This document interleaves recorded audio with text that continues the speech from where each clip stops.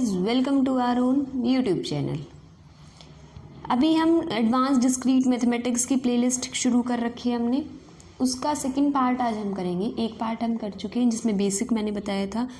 Basic में आप लोगों को कुछ डेफिनेशंस क्लियर कराई थी। एंड और नॉट, 3 लॉजिकल ऑपरेशन बताए थे, डिसजंक्शन, कंजक्शन और नेगेशन। इन तीनों के बारे में आप लोगों को मैंने बता दिया था। उससे रिलेटेड ही अब आगे चलेंगे, क्योंकि आपको फर्स्ट पार्ट क्लियर नहीं है, अगर उसका बेसिक क्लियर नहीं है कि इन ऑपरेशन को क्या कहते हैं और कैसे ये यूज़ होते हैं, तो आप यहाँ तक कभी नहीं बढ़ पाओगे। सेकंड पार्ट बिल्कुल समझ नहीं आएगा आपको, क्योंकि आपको ये ट्रुथ टेबल ही समझ नहीं आएंगी अगर आपको ये तीनों लॉजिकल ऑपरेशन ही समझ नहीं आए, तो जो फर्स्ट पार्ट में मैं आपको क्लियर करा चुकी हूँ। ठीक है, तो आपको अगर ऑपरेशंस क्लियर नहीं है, डिसजंक्शन और कंजक्शन मतलब एंड और ओन वाला और वाला, तो आप एक बार जाके फर्स्ट पार्ट देखिए। सब तो आज का टॉपिक होगा लॉजिकली इक्विवेलेंट, कि हम किन्हीं भी दो स्टेटमेंट को लॉजिकली इक्विवेलेंट कब कहेंगे कि ये इक्वल है या इक्विवेलेंट है लॉजिकली,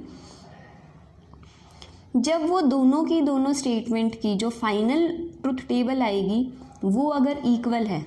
हमें इससे कोई मतलब नहीं है कि उसकी जो पहली प्रोपोजिशंस हैं या जो शुरू की जो स्टेटमेंट्स हैं वो क्या हैं, कोई फ़र्क नहीं पड़ता। जो फाइनल ट्रुथ टेबल हों, अगर वो आइडेंटिकल हैं, सेम हैं, इक्वल हैं, तो हम ये कहेंगे कि ये दोनों लॉजिकली इक्विवेलेंट है।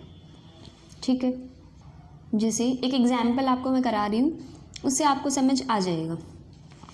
सो लेट्स हैव अ लुक। हमें देखना है, फर्स्ट है हमारे पास dogs bark and cats mew, and second है cats mew and dogs bark. हमें ये पता करना है क्या ये दोनों स्टेटमेंट लॉजिकली इक्विवेलेंट हैं या नहीं है। ठीक है, तो इनमें से क्या करते हैं, अपनी कॉन्स्टिट्यूएंट प्रोपोजिशन देखते हैं। इसको अगर हम डॉग्स बार्क को पी ले लें और कैट्स म्यू को क्यू ले लें, एंड का मतलब क्या होता है, दिस साइन। ठीक है, एंड का मतलब तो यही होता है ना, एंड ऑपरेटर कंजक्शन पढ़ा था ना, तो ये तो इसका मतलब ए स्टेटमेंट क्या हुई, पी एंड क्यू। अब कैट्स म्यू को हमने माना है क्यू, तो इसका मतलब ये है Q and dogs bark is P. तो यहाँ से हमें ए से पता चल गया पी एंड क्यू, और बी से पता चला क्यू एंड पी। तो इसका मतलब हमें चेक करना है कि पी एंड क्यू और क्यू एंड पी, मतलब पी कंजक्शन क्यू और क्यू कंजक्शन पी, ये इक्विवेलेंट हैं या नहीं है, ये हमें चेक करना है लॉजिकली। तो अब ये एक्सप्रेस लॉजिकली, ए क्या बन गया, पी एंड क्यू, एंड ये क्यू एंड पी, बी वाला। देखते हैं क्या ये दोनों की, और किसकी हेल्प से करेंगे हम, ट्रुथ टेबल की हेल्प से। देखते हैं क्या ये इक्विवेलेंट हैं या नहीं है। पी अगर हमें पता है कि 2 ही हैं टर्म्स, तो 2 की पावर 2, 2 वेरिएबल ही है ना, 2 की पावर जितने वेरिएबल हो, तो क्या बन गई 4, मतलब 4 रोज़ बनेंगी। ये मैं आपको बता चुकी हूँ 2 raised to the power n वाला, कि कितने नंबर ऑफ रोज़ होती है। तो आपको 4 रोज़ जब भी बनानी हो यही करते हो, true true false false, true false true false. ठीक, अब देखो पी एंड क्यू निकालो। एंड ऑपरेटर मैं बता चुकी हूँ कैसे वर्क करता है, जब दोनों ट्रू हो तो ही ट्रू होगी, अदरवाइज फॉल्स होगी। ये दोनों ट्रू हैं तो ट्रू, अदरवाइज फॉल्स। ठीक है, क्यू एंड पी ये कब होगी, जब दोनों के दोनों ट्रू हों, अदरवाइज फॉल्स। दोनों की दोनों ट्रू हैं, अदरवाइज फॉल्स। ठीक है, तो देखो ये ए वाला पार्ट बन गया और ये बी वाला पार्ट बन गया आपके पास। क्या ये दोनों इक्वल हैं, बिल्कुल हैं, ट्रू और सारे फॉल्स, ट्रू और सारे फॉल्स। तो दोनों की दोनों ट्रुथ टेबल जो लास्ट में आई हैं वो आइडेंटिकल है। ठीक है,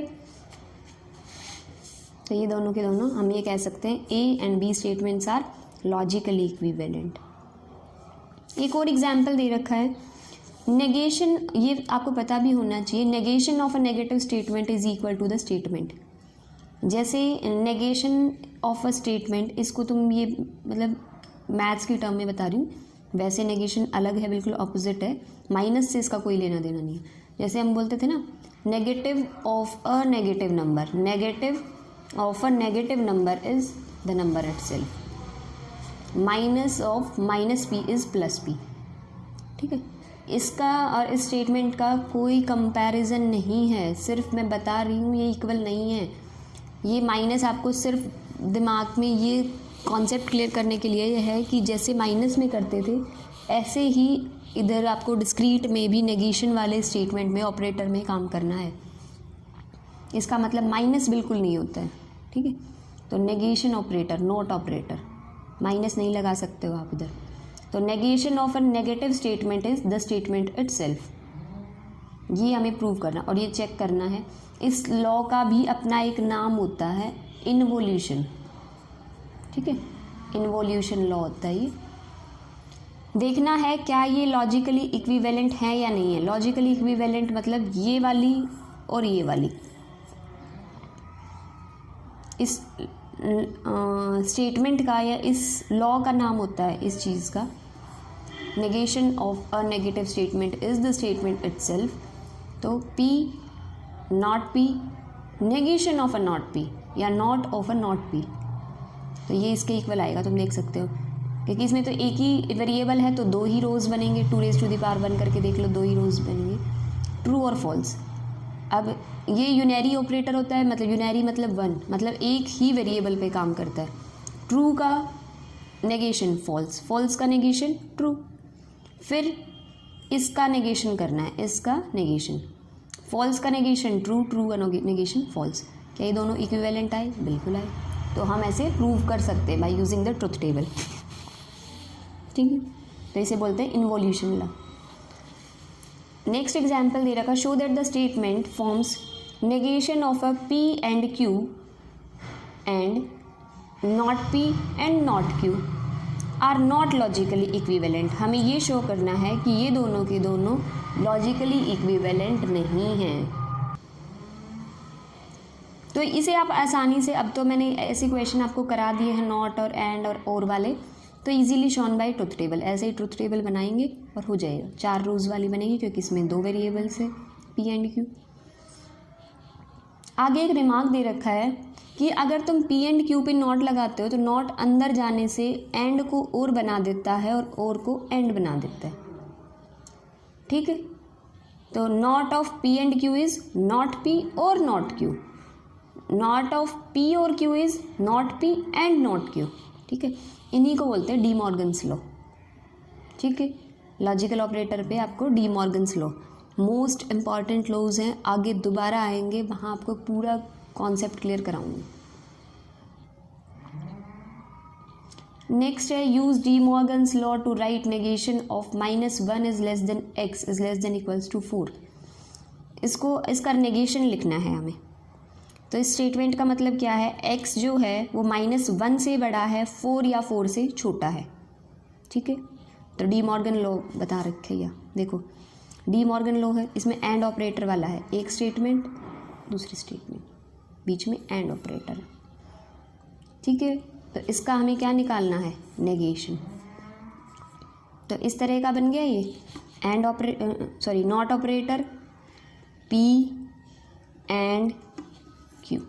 तो इसका क्या बनेगा, नॉट P और नॉट Q, ठीक है। देखिए आगे देखो, by De Morgan's law. De Morgan law का मतलब क्या होगा, उसका नेगेशन, मैंने कहा था ना फर्स्ट वाले का नेगेशन और सेकंड वाले का नेगेशन। फर्स्ट का नेगेशन वो था -1 इज लेस देन x, तो -1 is not less than x, and का और में कन्वर्ट हुआ। ये था x is less than equals to 4, तो x is not less than equals to 4। अगर x की वैल्यू -1 से बड़ी नहीं है तो पक्का -1 की या तो इक्वल होगी या बट छोटी होगी उससे। अगर x की वैल्यू 4 या 4 से छोटी नहीं है तो इसका मतलब x की वैल्यू 4 से बड़ी है, ठीक है। इसी चीज़ को आप ये और ऑपरेटर तो इनको एक साथ नहीं लिख सकते, अदरवाइज एंड होता तो एक सिंगल स्टेटमेंट में लिख सकते थे, ठीक है। नेक्स्ट एक एग्जाम्पल आप देख सकते हैं, खुद हो जाएगा आपसे, ठीक है। P एंड Q है, नेगेशन निकालना है, तो नेगेशन ऑफ P और नेगेशन ऑफ Q। नेक्स्ट एक इम्पॉर्टेंट टॉपिक है टॉटोलॉजी और कॉन्ट्राडिक्शन। दो टर्म्स हैं, उन टर्म्स का मतलब समझेंगे क्योंकि क्वेश्चन में ये चेक भी आ जाता है। डिफाइन टोटोलॉजी एंड इक्वेशन दे देंगे कि क्या ये स्टेटमेंट टोटोलॉजी है या नहीं है। टोटोलॉजी एक ऐसी कंपाउंड स्टेटमेंट होती है कि उसको हम कोई भी वैल्यूज़ असाइन कर ले पहले उनकी स्टेटमेंट में, प्रोपोजिशन में, उसकी जो फाइनल स्टेटमेंट आएगी वो हमेशा ट्रू हो। अगर उसकी हमेशा वो ट्रू ही रहे तो वो टोटोलॉजी है। और इसके ठीक उल्टा, अगर हमेशा लास्ट में फॉल्स ही रहे, पहले कोई भी ट्रुथ वैल्यूज़ उसे असाइन कर लो उसकी कंपोनेंट प्रोपोजिशन को, फाइनल रिजल्ट में अगर हमेशा ट्रू आए then it will be tautology. और अगर वो फाइनल रिजल्ट हमेशा फॉल्स ही आए regardless of truth values assign to its component proposition, then it is contradiction. और अगर ट्रुथ वैल्यूज़ पे डिपेंड करके वो ट्रू भी आ जाए और फॉल्स भी आ जाए, हमेशा ट्रू है तो टोटोलॉजी, हमेशा फॉल्स है तो कॉन्ट्रडिक्शन, और ट्रूथ भी हो सकता है, मतलब ट्रू भी हो सकता है और फॉल्स भी हो सकता है तो कॉन्टिंजेंसी। ठीक है, टोटोलॉजी, कॉन्ट्रडिक्शन एंड कॉन्टिंजेंसी।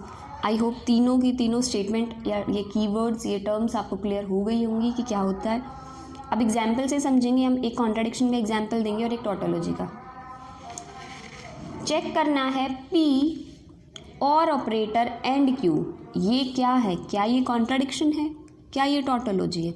चेक करते हैं। वेरिएबल कितना है, P एक ही है, Q तो नहीं है। एक ही वेरिएबल है तो दो ही रोज बनेंगी। तो P किस किस चीज़ की हमें P की है, तो एक बार ट्रू एक बार फॉल्स। और किस चीज़ की ज़रूरत पड़ेगी, P है, एक नॉट P की भी ज़रूरत पड़ेगी। नॉट P की ज़रूरत पड़ी तो फॉल्स और ट्रू। ठीक है, T का F और F का T। अब P और ऑपरेटर है बीच में और नॉट P। और ऑपरेटर का मतलब ये होता है कि अगर दोनों में से एटलीस्ट एक भी ट्रू है तो आंसर ट्रू आएगा। फॉल्स तभी आ सकता है जब दोनों के दोनों फॉल्स हो। तो देखते हैं, P और नॉट P में और ऑपरेटर लगाया तो दोनों में से एक ट्रू हो गया तो आंसर ट्रू। इसमें भी दोनों में से एक भी ट्रू हो गया तो दोनों में ट्रू। तो फाइनल रिजल्ट क्या आया है इसका, ट्रू और ट्रू। इसमें पहले ट्रू था फॉल्स था कोई फ़र्क नहीं पड़ा, ट्रू हुआ तब भी ट्रू आया, फॉल्स हुआ तब भी ट्रू आया। तो उसकी जो कंपोनेंट प्रोपोजिशन है उनसे कोई फ़र्क नहीं पड़ रहा। जो फाइनल जो ट्रुथ टेबल आई है या फाइनल जो स्टेटमेंट आई है वो ट्रू आ रही है हमेशा। तो ये क्या है, P और ऑपरेटर और नॉट P क्या है, टोटोलॉजी। इसी तरह अगर तुम और की बजाय एंड लगा दोगे ना तो तुम खुद कर सकते हो कि करके देखना। खुद सोच लिया, पहले आप अपने आप सोचो और एक बार ट्रुथ टेबल बना के देखो क्या दोनों सारे हमेशा रिजल्ट ट्रू आ रहा है, फॉल्स आ रहा है, या कभी ट्रू कभी फॉल्स आ रहा है। तो मैं आपको बता देती हूँ, आप पहले अटेम्प्ट कीजिए फिर चेक करना आगे। ये हमेशा फॉल्स आएगा इसकी ट्रुथ टेबल फाइनल। आपकी component proposition whether it is true और फॉल्स, हमेशा आपका जो फाइनल ट्रुथ टेबल होगी, फाइनल जो कॉलम होगा वो ट्रू ही आए, फॉल्स ही आएगा। और इसीलिए वो क्या होगा, contradiction. Let's have a look. ठीक है, एक चीज़ तुम्हें पता चल गया होगा कि टोटोलॉजी हमेशा ट्रू होती है, कॉन्ट्रडिक्शन हमेशा फॉल्स होती है। अगर इस पे नॉट लगा दें तो ये फॉल्स बन जाएगा, फॉल्स पे हमेशा नॉट लगा दो तो ट्रू बन जाएगा। तो अगर T मतलब टोटोलॉजी और C मतलब कॉन्ट्रडिक्शन है तो T is equal logically equivalent to not C and C is equals to not T। ऊपर से पता चला है P और नॉट P हमेशा T आया है टोटोलॉजी, और P एंड नॉट P हमेशा क्या आया है, C। तो ये फर्स्ट, सेकंड, थर्ड, फोर्थ, ये जो हमने ऊपर टर्म्स दे दी हैं इनको कहते हैं कॉम्प्लीमेंट लॉज। ठीक है, नेक्स्ट टाइम, अभी हमने इतना कर लिया है, कॉम्प्लीमेंट लॉज कर लिया, इन्वोल्यूशन लॉ कर लिया है, टोटोलॉजी कर ली है, कॉन्ट्रडिक्शन कर ली है। अगली बार हम करेंगे सारे लॉज। उन लॉज पे आपको क्वेश्चन आना ही आना है, 100% है। एक क्वेश्चन लॉज पे जरूर आएगा, idempotent laws, commutative laws, absorption laws, identity laws, De Morgan laws, most important the De Morgan laws. ठीक है, तो आज के लिए इतना ही रखते हैं। Thank you guys for watching my video. If you like it, please like, share and subscribe my channel. If you have any doubt, any query, you can message me on Instagram or ask your question in the comment section also. आजकल Instagram पे थोड़ा reply नहीं कर पा रही हूँ बहुत सारे बच्चों का, कुछ का कर रही हूँ टाइम मिलते ही, कुछ लोगों का नहीं हो पा रहा है। So I am so sorry, time नहीं मैनेज हो पा रहा है आजकल, थोड़ा सा, तो हम कोशिश करेंगे कि आगे जल्दी आपको वीडियोज़ प्रोवाइड हों और इंस्टाग्राम पे मैं आपको रिप्लाई कर पाऊँ। So thank you guys.